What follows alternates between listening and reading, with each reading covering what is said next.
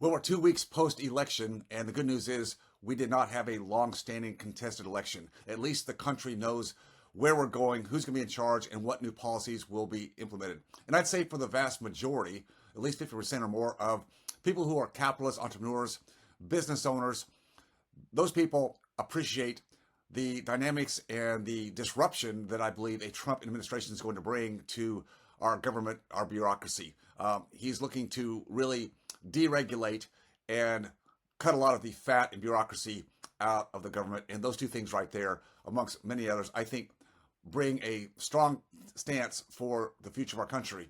And I believe most people, again, in the sector of owning businesses and being capitalists and movers of capital appreciate what's going to happen. And that produced a kind of a bump up in the marketplace overall. Well, we saw right after the election, the Dow jumped 1,500 points in one day. Now, it's mitigated back down again to some degree, but then look at the other side. Crypto, Bitcoin, has been shooting through the roof, right? Like there's no tomorrow, because again, Trump appears to be more open and deregulatory and bullish on crypto. We still don't know what all that's going to mean, but the point is we've had a little bit of what I call the Trump bump.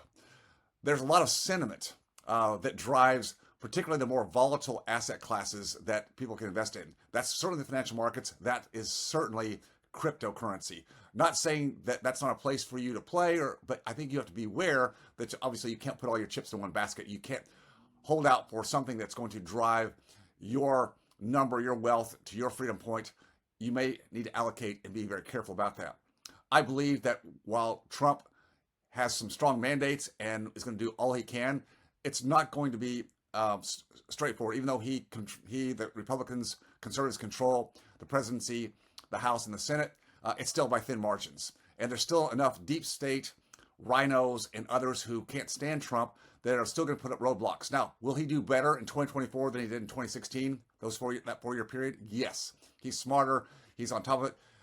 I think he has a lot to show, and he wants to show it. And I think he's going to do everything he can, but still doesn't mean that it's going to be a straight shot, like a soft landing to this volatility we've had in the marketplace in the last 24 months, even going back to COVID 4 years ago. No, there's a lot that's stacked up that's on the line that means we still have a house of cards. And even Trump, with all the vigor and determination he has to try to turn this Titanic of a great country, a great productive and innovative country, to turn it around, it's going to be bumpy. It's going to be volatile.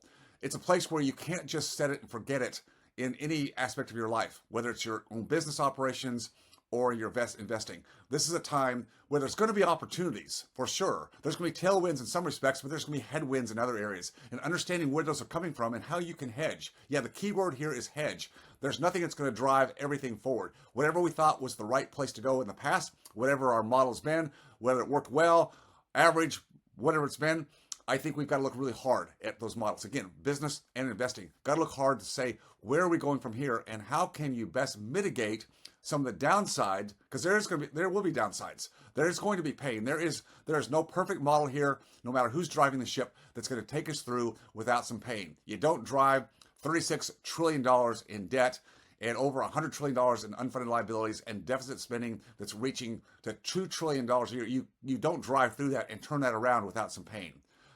And I think Trump is willing to put some pain in different sectors of the market. Where's that going to be?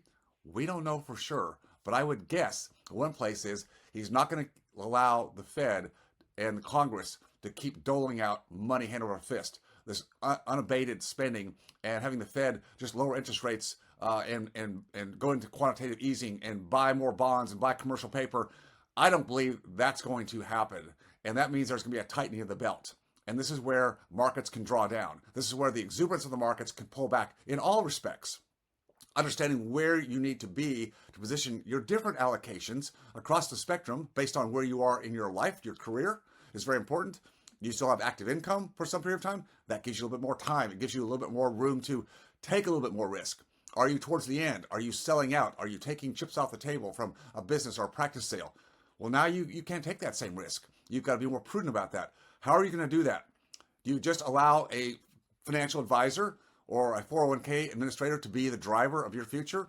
What have they been studying? What do they do? Where's their incentive? Most of their incentive is just keeping assets under management. They don't have any skin in the game as to whether your portfolio does well or not. Of course, they want you to do well, but if you don't, it's no skin off of them. They're still going to make their money. It's a time where I believe the opportunity and the necessity to drive your own financial future is clearly here. This is not a time to take the Trump bump and say, all is going to be good. We can go back to our old ways. Not at all. I think the opportunity here is to say, I need to step it up. We got maybe a little bit of relief in terms of the long run for the country, but the short run could be bumpy. And you don't want to be caught in that downswell and get caught with your feet off the ground. It's a time where you've got to be grounded. This is what I love to do in Freedom Founders. This is what we teach. It's what we sell. If I sell anything at all, I don't sell products. I don't sell real estate. I don't sell investments. What I sell is access, education, and some of the best curated, vetted opportunities that people can find. This is a mindset change. It's a shift. It's a place where iron sharpens iron. If you've never been a part of a community like that, you deserve an opportunity to test drive and see what that might be like. It can be a life changer for those who are ready to take that move. Hope to see you soon.